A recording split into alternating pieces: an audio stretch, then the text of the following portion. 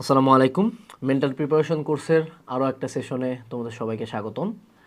আজকের সেশনের আলোচনার বিষয়বস্তু হবে যে এক্সাম হল প্যানিক কিভাবে কমাবো।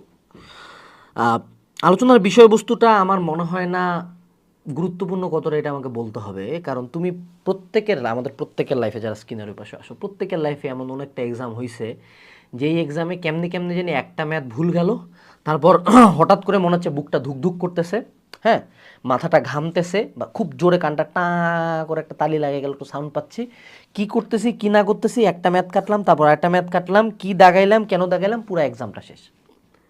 এই প্যানিকটা এক্সামের মাঝে হইতে পারে, মেজরিটি অফ দ্য টাইম এক্সামের লাস্ট আওয়ারে হওয়ার সম্ভাবনাটা অনেক বেশি, এবং অনেক সময় এমনও হয় এক্সাম হলে শুরুতে ঢুকেই এক্সাম হলের প্রথম কোশ্চেনগুলো দেখেই, প্রথম এক দুইটা কোশ্চেনের দিকে অ্যাটেম্প করে যখন আমি পাই না, তখন এই প্যানিকটা আমার লাইফে চলে আসে।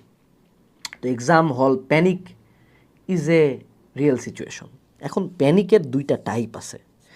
একটা হইলো যে বেসিক হিউম্যান প্যানিক, যে অ্যাজ এ হিউম্যান বিং তুমি অনেক সিচুয়েশনে প্যানিক করবাই, এটা খুব স্বাভাবিক, তুমি মানুষ, তুমি কোনো রোবট না। আরেকটা হলো অনেকে আছে প্যানিক ডিসঅর্ডার।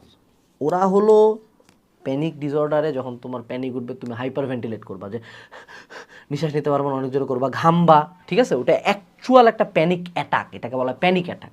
এটা একটা medical condition, this is not a scope of আলাপ আলোচনা, এটা একটা medical condition, and a psychologist অথবা একজন নিউরোলজিস্ট অথবা একজন সাইকিয়াট্রিস্ট এই ব্যাপারে তোমাকে হেল্প করবে, নট মি।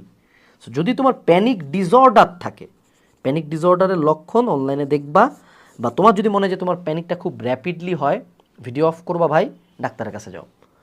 অবশ্যই মনে রাখবা যে কোনো যদি একটা আন্ডারলাইং রিজন থাকে, সেটা অবশ্যই আমার এই